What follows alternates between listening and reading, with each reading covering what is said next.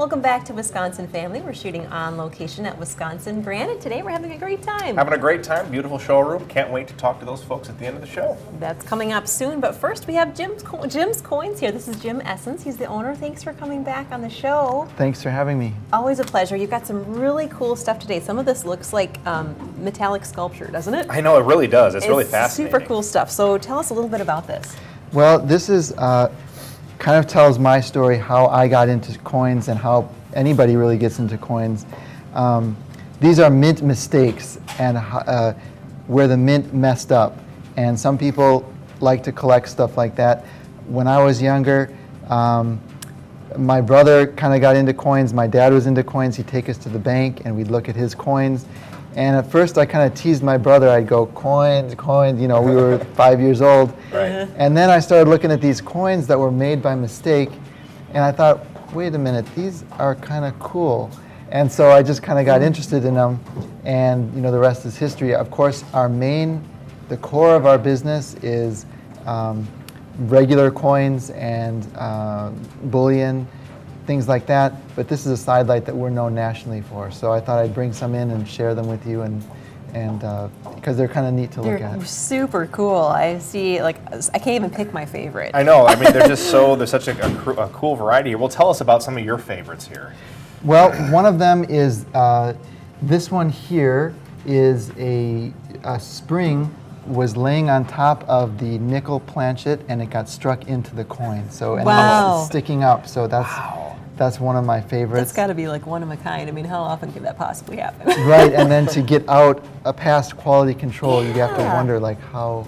And that's kind of my question: is how did these get out of the mint in the first place? I mean, there has to be a quality control. How do they get out? There is. That's why they're so collectible. In the mint itself, they're not that rare, but to get out, right. You know, you have to wonder. I do kind of wonder: did it naturally get it, or did it have some help?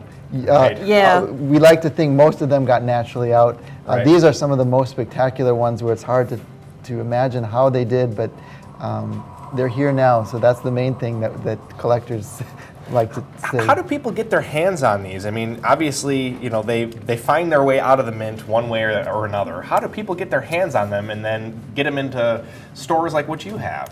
Well, now some of them, like this one here with the double lettering. Now this one here is a 1955 double die. It's famous. It's in the die. You could find this one in circulation theoretically. Mm-hmm. So you can find them in circulation. Mm-hmm. In fact, we sell a book called Strike It Rich with Pocket Change. Okay. And so you could find some in circulation, and some people do that. Some of them you have to go to a bank, like the bank tellers find them, the rolling companies, they find them, then they sell them to dealers, or they collect them themselves and sell them years later. So the more spectacular ones obviously wouldn't even fit in a roll. So right, yeah, like the spring ones. Yeah, yeah. Yes. Or some of these that just are so amazing. I mean, there's a certain beauty to some of these, just kind of how the perfect coin can almost be seen in the middle, but yet there's all this sort of arched metal around it. I think that's just really, really cool. Yes, and those occur when a coin sticks to the die and keeps striking, and the coins keep getting fed, and it's very hot. Oh, and so it sticks. They all stick together, and then you get that. Yeah, this is almost like many on coins piled up on top of each other, and it just keeps stamping. striking. And yes, stamping. because it's multiple times a second these coins are made. Wow. So. Wow. Okay.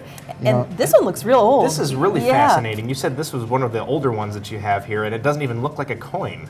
Yes, that one is pretty cool. It's from France, from 1831. It's actually struck on a piece of brass spoon.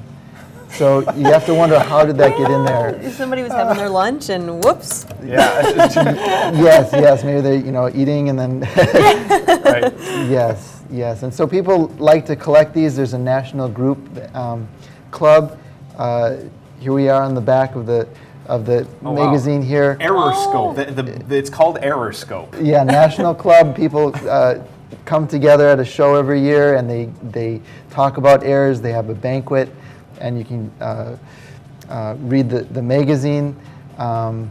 Here's another more national magazine with the featuring errors. So they are a popular thing. Locally, we do have some people who come in, and so it's really fun. Here's some pictures of, like, here's a birthday cake with the mint air Someone birthday made cake a mint air birthday when cake. I was young. So you've been into this for a really long time. Right. It's something that the whole family can enjoy together. Here's my family. We're at a coin show. My baby sister is holding up the coins. Cute. And here's me when I was a teenager. That's cute. So it's something that the whole family can enjoy. Right. I think these bills are just fascinating too, because I mean, this one in particular, I mean, this literally got folded and printed on the fold. And so that somehow got past quality control as well. And I think it's amazing. I didn't think about how often this could happen, but it's really not the frequency of how much it happens, but the frequency of how often it gets out of quality control that is That's really surprising. intriguing. Yeah. Yes, it doesn't happen often. That's why they're Right. rare and cool to look at. Bank tellers find them, and it's cool to get together and talk about how these might have happened. And yeah, it's something It's that the whole so family can Cool to enjoy. talk to you about it, Jim. Thanks so Yeah. much for Yeah. being here today. Yeah, well, thanks for having me and giving me this Absolutely, format yeah. to We share never them. have quite enough time. There's so much to talk about. Well, thanks so much, and we'll have more right after the break. Thanks for having me.